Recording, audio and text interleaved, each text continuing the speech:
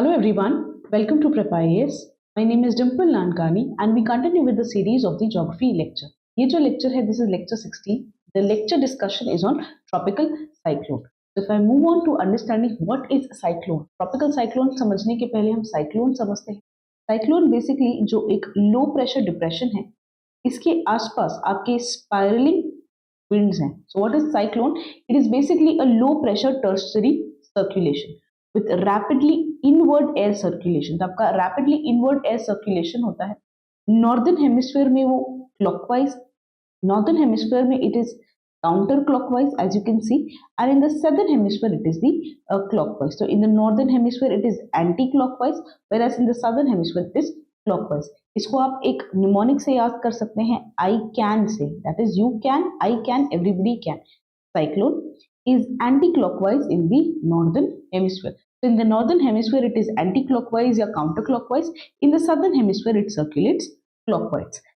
Tropical cyclone के साथ आपके extreme storms, extreme weather conditions like rainfall, poor weather conditions are involved in the cyclones. ये जो cyclone है इसको आप वर्ड साइक्लोस से डिराइव्ड है, जिसका मतलब होता है स्नेक कॉइल. आप देख सकते हैं it is like a snake coil, तो इसलिए cyclone word is derived from the cyclos which means the snake coil.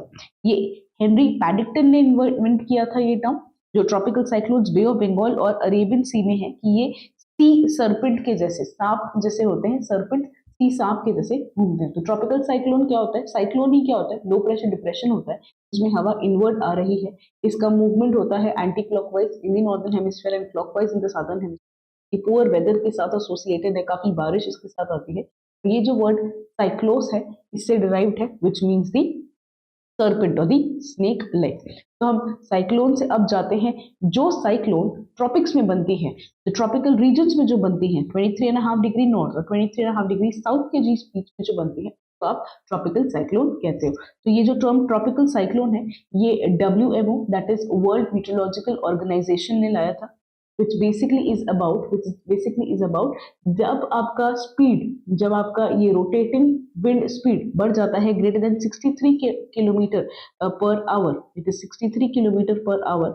इस स्पीड जब बढ़ जाती है तब आप उसको ट्रॉपिकल साइक्लोन या साइक्लोन कहते हो. तो साइक्लोन बेसिकली क्या होती है? साइक्लोन इज जब when the as per WMO when the speed of the rotation circulation becomes greater than 63 kilometre per hour. जो ट्रॉपिक्स में मिलती है between the tropic of Capricorn and tropic of Cancer, उसको आप ट्रॉपिकल साइक्लोन कहते हैं.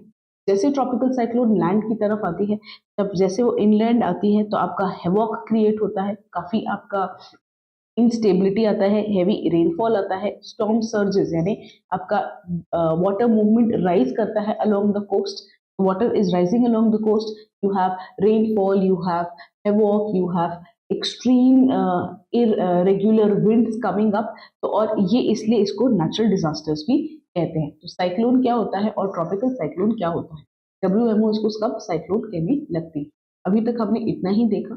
आगे हम देखते हैं कि साइक्लोन बनता कैसे है, क्या फेवरेबल कंडीशंस होती हैं साइक्लोन बनने की. आप सब जानते हैं इंडिया में साइक्लोन जनरली आपके लेट समर्स या अर्ली विंटर्स के टाइम पे आते हैं. You've seen that there are many cyclones that develops in the Bay of Bengal region in the late summers or the early winters. ये आपके cyclones बनते हैं आपके Bay of Bengal region में और ये water पे बनते हैं. तो ट्रॉपिकल साइक्लोन की वेदर कंडीशंस जो होती हैं, क्या एसोसिएटेड कंडीशंस है जब आपके लो प्रेशर सिस्टम डेवलप होता है. तो ये लो प्रेशर सिस्टम तब डेवलप होता है जब आपका जो ओशन का टेम्परेचर है या सी का जो सरफेस टेम्परेचर है वो 27 डिग्री सेल्सियस के आसपास हो. तो एक large volume, large area of water चाहिए, बड़ा सा ओशन चाहिए जिसका टेम्परेचर अराउंड 27 डिग्री सेल्सियस होना चाहिए. और ये आपको पता है कि ocean does not warm very fast, does not cool very fast, बहुत जल्दी ठंडा बहुत जल्दी गर्म नहीं होता है. तो जब तक ओशन गर्म होता है तब तक लेट समर्स होते हैं, लेट समर्स या अर्ली विंटर्स होते हैं. तो इसीलिए आपका ट्रॉपिकल साइक्लोन जब ओशन का टेम्परेचर बढ़ जाएगा तभी आएगा, that is around late summers or early winters, and this is somewhere in the month of October, in the month of late September. That is the first condition for the development of the tropical cyclone. The second important conditions for the development of the tropical cyclone तो ये rotating system चाहिए. क्योंकि आपको एक rotating system चाहिए तो आपको Coriolis force तो चाहिए होगा, तभी ही ये सिस्टम रोटेट करेगा। तो आपको एक स्ट्रॉन्ग कोरियोलिस फोर्स चाहिए ताकि पूरा का पूरा सिस्टम आपका एक वोर्टेक्स की तरफ बन जाए और ऐसा गोल गोल घूमने लगे। तो ये तो आपका नीचे गोल घूम रहा है, बट साथ ही साथ नीचे तो आपका लो प्रेशर है, आपको ये भी चाहिए होगा कि ऊपर आपका डाइवर्जेंस हो, ऊपर आपका एयर जो है वो डाइवर्ज करे। तो you would need variation, very minor variation in the vertical wind speed, and you will also need a higher divergence। तो ये आपका एयर राइज किया, जो इसका स्पीड है वो बहुत ज्यादा वेरी नहीं करना चाहिए, बहुत स्पीड से नहीं होना चाहिए। तो माइनर वेरिएशन होना चाहिए विंड की वर्टिकल स्पीड में।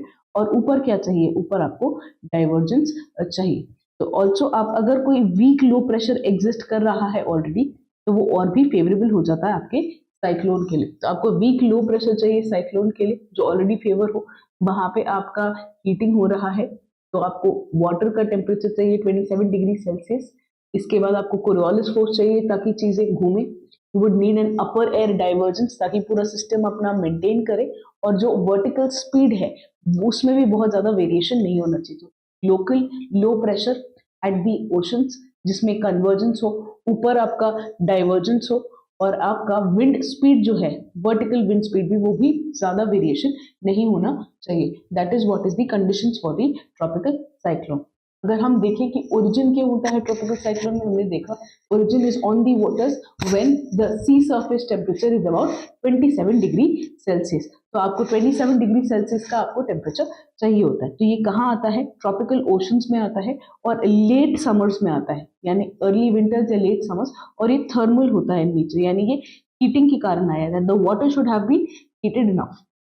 तो ये वाटर हीट होता है तभी ही आपका, और ये वाटर हीट होता है समवेयर अराउंड 27 डिग्री सेल्सियस। ये आपके लेट समर्स में आएंगे या अर्ली विंटर्स में आएंगे। लेट समर्स और दी अर्ली विंटर्स में you will have the tropical cyclone. First ये होता है। सेकंड कंडीशन आपने देखा कि कोरियोलिस फोर्स जो है, बिकॉज ऑफ कोरियोलिस फोर्स ये जो आपके वर्टिकल कन्वेक्शनल करंट्स हैं, जो आपके लोकल कन्वेक्शनल करंट्स हैं, ये क्या हो रहा है, ये they are taking a swirling, they are taking a swirling motions।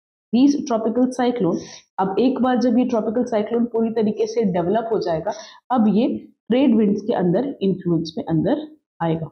It is moving under the influence of the trade winds towards the land. Trade winds towards the land, ये आपका tropical cyclone है।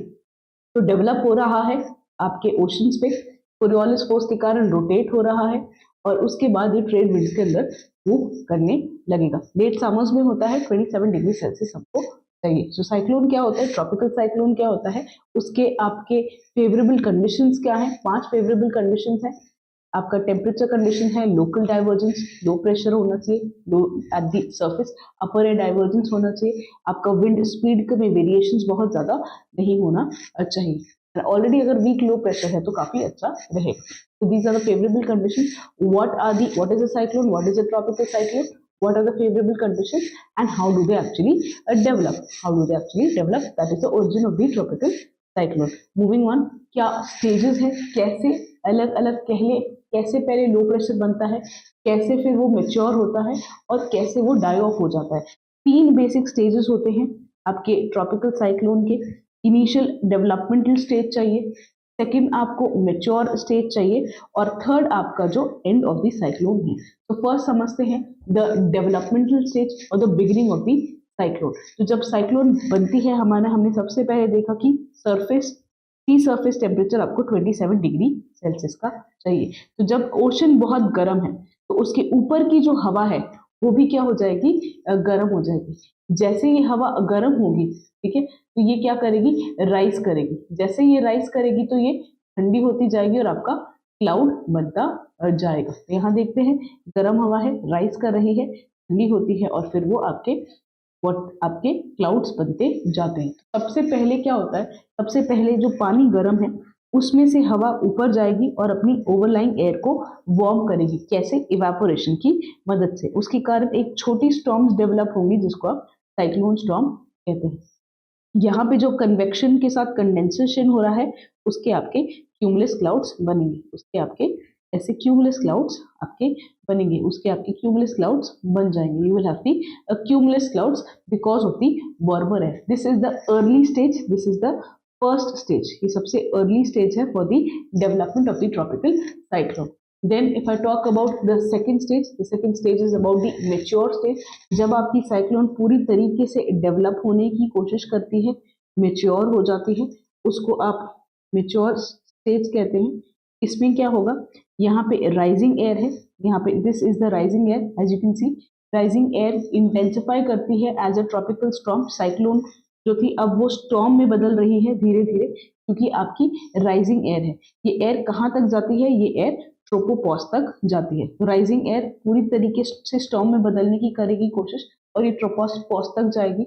जैसे air ऊपर जा रही है वो spread तो हो रही है, बट एक कुछ portion of the air also moves down. तो ये कुछ पोर्शन जो है वो सबसाइड होता है और ये जनरली कहाँ होता है, आपके आई वाले रीजन पे होता है. As you can see generally in the region of the eye, generally in the region of the eye, you can see that this is happening, that some portion of it is subsiding. Some portion of the air is also subsiding in the eye. So what are we referring? That there is full development, there is rising air, rises up to tropopause, some sinking at the eye. जैसे ये sink करेगी, जैसे air sink करेगी तो क्या होती जाएगी, वो वार्म होती जाएगी. कई बार ये पॉसिबल है कि ये जो सिंकिंग एयर है पूरे सरफेस तक नहीं पहुंचे और 1 से 3 किलोमीटर ऊपर तक ही रहे. तो आपका साइक्लोन कैसे मैच्योर हो रहा है, राइजिंग एयर ट्रॉपिकल स्टॉर्म में बदलती है, वो हॉरिजॉन्टली राइज करती है ट्रोपोपॉज तक. जैसे वो करती है तो कुछ पोर्शन आपका डाउनवर्ड माइग्रेट होता है और साइड करता है. जब ये सबसिडेंस होता है तो एयर क्या करेगी, वार्म करेगी. It is possible that sinking in the eye do not reach the ocean surface. Ocean surface तक नहीं पहुंचे और ऊपर तक ही रहे. और ये mature tropical cyclone क्या develop हो जाएगी? It will develop in the form of the cumulonimbus clouds. It will develop in the form of the cumulonimbus clouds. आपको दिखता है कि thunderstorm cloud बनता है, यही mature tropical cyclone होते हैं. तो पहले क्या हुआ था, आपकी बस थोड़े से क्लाउड्स बने थे, ocean was warm, air became warm and you have some local clouds. In mature stage, not only the air is becoming warm, the air is rising up to tropopause. Some air is moving out, some air is sinking in the eye. It does not reach up to the ocean majorly, but then आपका कुछ वो sinking component होता है जिसके कारण आपका warming भी होता है, क्योंकि air जब sink करेगी तो वो warm करेगी. तो आपका second stage था mature stage. यही tropical cyclone जब land की तरफ जाती है तब इसका सोर्स जो है ऑफ द ओशन, हवा का जो सोर्स था, जो गर्म पानी मिल रहा था, वो खत्म हो जाएगा. इसलिए क्या होगा, tropical cyclone die out. As soon as the source of the warm moist air begins to ebb या it is cut off, the cyclone will weaken and it will lead to, it will die. तो ये कब die करेगी, जब वो land पे पहुंच जाएगी या वो ठंडे पानी पे पहुंच जाएगी.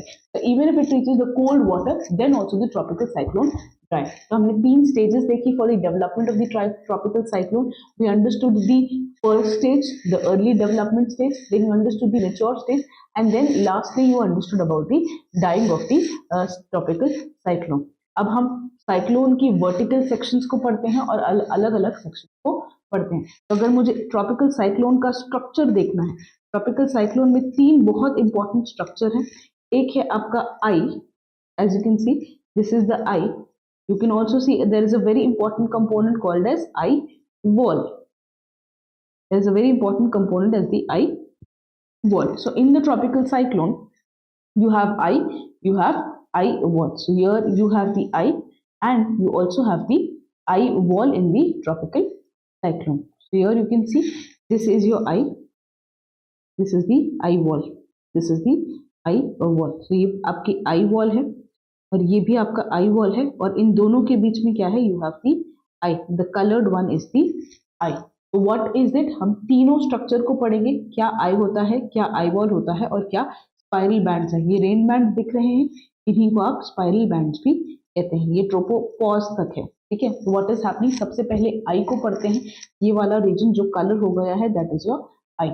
आई क्या होता है, एक रफली circular area. This is a circular area जिसके कारण आपको सिवियर ट्रॉपिकल साइक्लोन होता है. यहाँ पे आपकी सिवियर ट्रॉपिकल साइक्लोन है, ये सेंटर है, ये सेंटर है of the severe tropical cyclone. This becomes the centre. यहाँ पे आप देखेंगे कि विंड जो होती है बहुत ही माइल्ड विंड है. ये आपका सबसाइडिंग एयर है, यहाँ पे विंड जो है that is very mild wind. What is happening is this is eye wall. You can see that there is a zone of the tropical cyclone. The wind is rising along the eye wall. The wind is rising along the eye wall.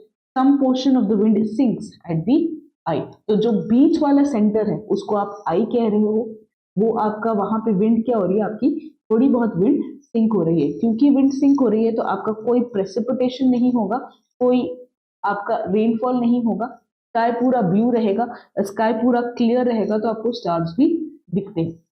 तो आई reason है, ये centre होता है, centre of the cyclone है. There is subsidence, you have clear skies. अब आप इसमें अगर देखें तो यहाँ पे आपका जो आई है, आई में सबसे ज्यादा surface pressure कम होता है. This is the zone of what? This is zone of the low pressure. And what is it? It is also the zone of the warmer temperature. काफी warm temperature है और आपका जो zone है काफी low pressure है. So warmest temperature, specially आपका जो टेम्परेचर डिफरेंस है अलोफ्ट रीजन में बहुत ज्यादा हाई होता है. 10 डिग्री सेल्सियस वार्मर हो सकता है, पर ये अलोफ्ट रीजन में होता है at a height of 12 kilometre. और अगर आप नीचे देखें तो नीचे सिर्फ 2 से 2 डिग्री सेल्सियस तक ही फर्क होता है. 0 से 2 डिग्री सेल्सियस का ही फर्क होता है ऑन दी सरफेस, और ऊपर आपका 10 डिग्री सेल्सियस तक भी जा सकता है temperature difference between the other parts of the cyclone and the inner part of the cyclone. तो आई सबसे बीच वाला रीजन है, ये सबसे लो प्रेशर वाला रीजन है.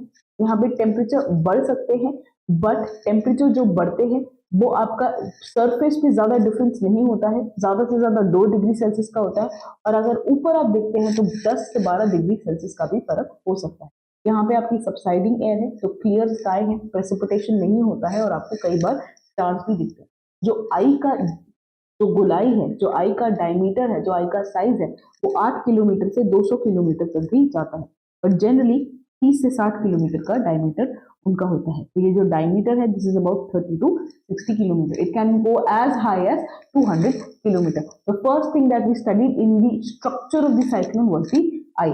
इसके बाद हम दूसरा स्ट्रक्चर देखते हैं, that is your eye wall. आप देख रहे हैं कि आई वॉल में क्या कर रहा है, एयर राइज कर रहा है, एयर राइज कर रहा है और एयर आउटफ्लो हो रहा है, एयर राइज कर रहा है और एयर आउटफ्लो हो रहा है. तो आई वॉल क्या है, ये एक सर्कुलर रिंग है. This is the circular ring, this is the circular ring.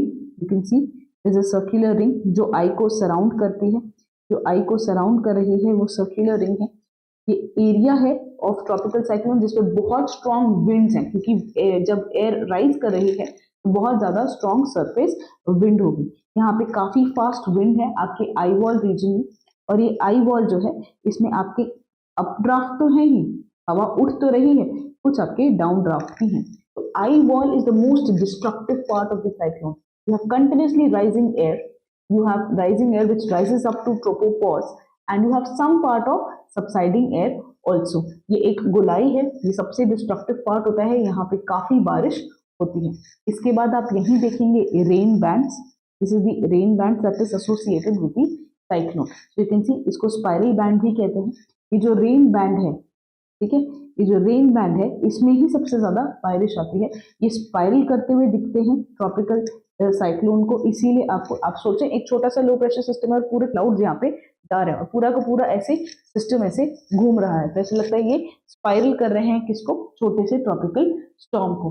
तो ये जो स्पाइरल बैंड्स है या रेन बैंड्स है, काफी सारे बैंड्स हैं जो कि आपके सेम डायरेक्शन में होते हैं, जिस डायरेक्शन में आपकी हॉरिजॉन्टल विंड जा रही है, जिस डायरेक्शन में आपकी हॉरिजॉन्टल विंड जा रही है उसी डायरेक्शन में होते हैं.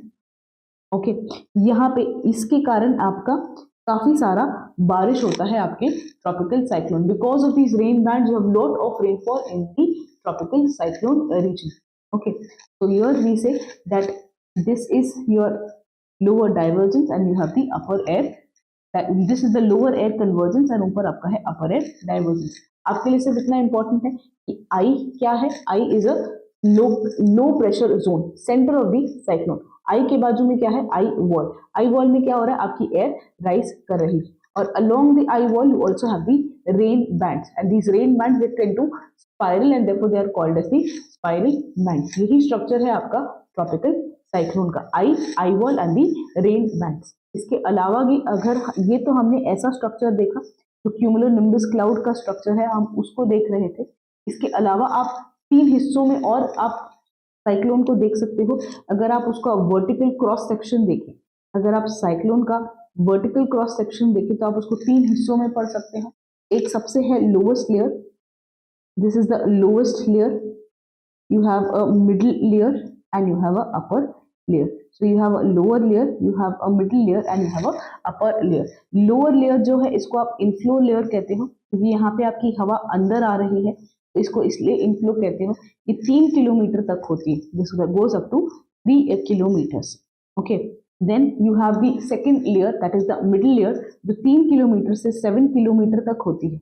यहाँ पे आपकी प्राइमरी साइक्लोन बनती है, आप देख रहे हैं पूरा प्राइमरी साइक्लोन यहाँ पे आपका बनता है। और उसके ऊपर जो होती है 7 किलोमीटर के ऊपर जो होती है वो है आपकी आउटफ्लो लेयर। यहाँ पे आपका एयर जो है वो बाहर की तरफ एंटी साइक्लोन की तरफ मूव कर रहा है। तो नीचे हो रहा है कन्वर्जेंस, इनफ्लो लेयर, ऊपर हो रहा है डाइवर्जेंस, आउटफ्लो लेयर, और जो बीच में बचते हैं उसको बोलते हैं middle layer. So lower layer, middle layer and the outflow layer. This is what? This is the vertical structure of the tropical cyclone. Move on. You have, what did we see? What is a cyclone? What is a tropical cyclone? क्या conditions हैं tropical cyclone की? What are the conditions that we have seen? और आपकी कहाँ पे ये develop होती है? इसका structuring कैसे होता है? Vertical structuring as well as the other structuring in the form of eye wall and the rain bands. If I talk about what are the favourable ground जहां पे आपकी ट्रॉपिकल साइक्लोन होती है, तो आप देखेंगे फेवरेबल ग्राउंड आपका Caribbean है, फिलीपींस है, ईस्टर्न चाइना सी है, आप देखेंगे बे ऑफ बंगाल भी है, and you also have the Arabian sea, आप देखोगे साउथ ईस्ट अफ्रीकन कोस्ट है, मेडागास्कर कोस्ट, और आपका साउथ नॉर्थ वेस्ट ऑस्ट्रेलिया है। तो आपके मेजर 5-6 रीजन है, Caribbean region, you have the north east Africa, you have the northeast of northwest of Australia, the northern portion of Australia, आपका बे of Bengal है, Arabian सी region है, और the south China sea and the Philippines sea है। So Philippine sea, Caribbean sea, you have the north east Africa, northern portion of Australia, you have the Bay of Bengal and you have the Arabian Sea as the major regions for the tropical cyclone. अलग अलग reason में इसको अलग अलग नाम से जाना जाता है। जो आपका पैसिफिक ओशन है उसमें आप हरिकेन्स कहते हैं, जहाँ पे आपका ईस्टर्न चाइना वाला रीजन है उसको आप टाइफून्स कहते हैं, बे ऑफ बंगाल और अरेबियन सी में आप इसको साइक्लोन कहते हैं, ऑस्ट्रेलिया में आप इसको विली विली कहते हैं। You have willy willy in the Australia, willy in the Australia. So if I talk about the local names, hurricanes in Atlantic, typhoons in Southeast Asia, you have cyclones in the Indian Ocean and the Western Pacific. Of course, your Australia you also call it as Willy Willy. This was the cyclone कहाँ होता है। अब जब cyclone आता है आप देखते हैं इंडिया ने काफी अच्छा काम किया है साइक्लोन को बचाने के लिए, साइक्लोन से बचने के लिए। तो बेसिकली हमने क्या किया है, हम साइक्लोन को जैसे ही साइक्लोन सिस्टम डेवलप होता है इंडियन ओशन में, हम साइक्लोन को मॉनिटर करना चालू कर देते हैं। We try to monitor the cyclone as soon as the cyclone starts developing. How do we start monitoring the cyclone? आप पहले तो आप 3 मेजर चीज को मॉनिटर करते हैं। लो प्रेशर की इंटेंसिटी, कितना प्रेशर ड्रॉप हुआ है, क्योंकि प्रेशर ड्रॉप है तो विंड क्या करेगी, अब अंदर जाएगी, क्योंकि विंड अंदर जाएगी तो क्या होगा, विंड कितनी वेलोसिटी से साइक्लोन, तो विंड कितनी वेलोसिटी से लो प्रेशर की तरफ आ रही है, हम ये मॉनिटर करते हैं। और तीसरा, ये जो अब स्टॉर्म बन गया, ये स्टॉर्म कैसे अब घूमेगा, what is the path that is the storm is taking. जब आपको साइक्लोन को प्रिडिक्ट करना होता है, जब साइक्लोन का पाथ देखना होता है, साइक्लोन से अपने आप को बचाना होता है, तो आप क्या करते हैं, आप देखते हैं कितना ड्रॉप इन प्रेशर है, कितना प्रेशर ड्रॉप हुआ, कितने से आपकी वेलोसिटी बढ़ी, कितने से वेलोसिटी बढ़ी विंड की, ये जो आपकी लो प्रेशर पे विंड जा रही है कितने से वेलोसिटी बढ़ी, और स्टॉर्म का डायरेक्शन और मूवमेंट कैसा था, what was the movement and the direction of the storm. तो this was your tropical cyclone. आप किसकी मदद से ये देखते हैं, आप डॉपलर की मदद से देखते हैं, डॉपलर रडार की मदद से, आप एयरक्राफ्ट की मदद से देखते हैं, आप सैटेलाइट की मदद को यूज करते हैं, आप वेदर के जो स्टेशन सिस्टम्स है उसकी मदद से देखते हैं। नेटवर्क ऑफ वेदर स्टेशन आप ये मॉनिटर करते हैं प्रेशर ड्रॉप को और विंड की वेलोसिटी को, कितना प्रेशर ड्रॉप हुआ और कितने से विंड अंदर आ रही है। आपके डिटेक्शन रडार्स होते हैं, तो आपके वेदर स्टेशंस होते हैं, आपके रडार्स होते हैं, आपके सैटेलाइट स्टेशंस होते हैं, ठीक है। तो आप रडार से पूरी इंडिया की कोस्ट लाइन 7516 किलोमीटर की कोस्ट लाइन को आप मॉनिटर करते हैं। सैटेलाइट की मदद से, हाई रेजोल्यूशन रेडियोमीटर की मदद से क्लाउड कवर को देखते हैं। सैटेलाइट की मदद से साइक्लोन को देखते हैं, रेडियोमीटर की मदद से क्लाउड कवर को देखते हैं। अब आप उसका सैटेलाइट की मदद से आप उसका पाथ भी देखते हैं। और एक बार आपको समझ आ गया कि ये लो प्रेशर काफी इंटेंसिफाई हुआ है, कि क्या स्टॉर्म क्या पाथ फॉलो करने वाली है और कितनी वेलोसिटी से विंड अंदर आ रही है। अगर आपको ये चीज एक बार समझ आ गई, तब आप क्या करेंगे, अब आप अपने स्टेप्स लेने की कोशिश करेंगे। स्टेप्स लाइक फिशिंग को बंद कर दो, पोर्ट्स को हटा दो, यहाँ पे जो टूरिस्ट हैं उनको इवैक्यूएट कर दो। आप पहले ही लोगों को बता दो कि कितने दिन का राशन पानी अंदर रखना होगा। सो पोर्ट्स एंड हार्बर्स को क्लोज कर दो, फिशिंग को सस्पेंड कर दो, लोगों को हटा दो, वहां से कोस्ट से इवैक्यूएट कर दो। ड्रिंकिंग वाटर और फूड को आप स्टॉक करके रखें, और सैनिटेशन फैसिलिटीज को भी आप शेल्टर प्रोवाइड करें जिसमें आपकी सैनिटेशन फैसिलिटीज भी हो। This is what you need while handling the tropical cyclone. इतना अच्छा प्रोग्रेस किया है इंडिया में that we have tried to detect every cyclone. हम सारे साइक्लोन का पाथ देखते हैं और हम 48 आवर्स पहले ही वार्निंग देना स्टार्ट करते हैं, उसकी प्रोग्रेस ट्रैक करते हैं, और जब ये हाई सीज में बनता है तभी ही हमको इंफॉर्मेशन मिल जाती है। So we nearly have 2 days to actually handle the areas of the tropical cyclone. इस पे कैसे क्वेश्चंस आए हैं, you can look at the questions. आपने क्वेश्चन है देखा दैट साउथ अटलांटिक और साउथ ईस्ट पैसिफिक के रीजन में ट्रॉपिकल लैटिट्यूड में साइक्लोन नहीं डेवलप होती है। बेसिकली आप ये देख रहे हैं कि South Atlantic this region and South Pacific में the tropical cyclone is not developing. What could be the reasons for the same? The question is whether the sea surface temperature is low, the ITCZ seldom occurs, the Coriolis force is too weak, and the absence of land in those regions. अगर मैं इस question को solve करने की कोशिश करूं तो ऐसा नहीं है कि कोरियोलिस फोर्स बहुत वीक है। ऐसा तो नहीं होता कि सदर्न हेमिस्फीयर में कोरियोलिस फोर्स वीक हो जाता है, तो that is not the region. Absence of land, उससे तो आपकी ट्रॉपिकल साइक्लोन और बढ़नी चाहिए क्योंकि पूरा वाटर है, तो ये भी रीजन नहीं है। या तो रीजन ए होगा या तो रीजन बी होगा। यूपीएससी ने इसका बी आंसर दिया है। आप देख सकते हैं कि आईटीसीजेड कहाँ कहाँ होता है। ये आईटीसीजेड यानी कहाँ, जहां पे विंड आपकी कन्वर्ज करती है। ये विंड ही होती है जो साइक्लोन का डायरेक्शन बताती है। तो अगर आपकी आईटीसीजेड, अगर आप देखें जुलाई का आईटीसीजेड ऐसे है, और अगर आप जनवरी का आईटीसीजेड देखें तो ये ऐसे है। तो ये विंड ही आपकी साइक्लोन्स को लेके जाती है। तो आप देखोगे कि साउथ पैसिफिक में और साउथ अटलांटिक में आईटीसीजेड है ही नहीं। There is no ITCZ here, यहाँ तक पहुंचती ही नहीं है आपकी आईटीसीजेड। कन्वर्जेंस ही नहीं होगा, कन्वर्जेंस ही नहीं होगा तो साइक्लोन को विंड उस तरफ लेके जाएगी ही नहीं। तो the reason that was given in your 2015, the answer is B. This was the reason. To look at the other question, this is the question your UPSC in 2020 had asked this कि jet stream सिर्फ northern hemisphere में ही होती है क्या, कुछ ही cyclone की I develop होती है क्या।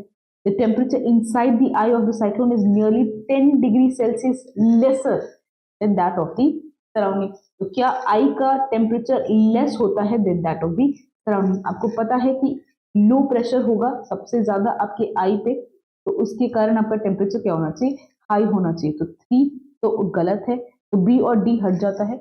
या तो आंसर ए है या तो आंसर बी है। ऑब्वियसली ऐसा हो सकता है कि सारी साइक्लोन मेच्योर में नहीं बने और आपका आई नहीं बने, बस अर्ली स्टेज पे ही रहे और फिर उनकी डेथ हो जाए। So obviously this is possible. क्या जेट स्ट्रीम सिर्फ नॉर्दर्न हेमिस्फीयर में होती है? No, the answer is no, therefore the answer is C. So this was asked about your cyclone in your UPSC examination. UPSC examination में themes और facts repeat भी हो सकते हैं, तो आप प्लीज इन सब क्वेश्चंस को सॉल्व करें। I hope you like this video. For more such video, stay tuned. Bye bye.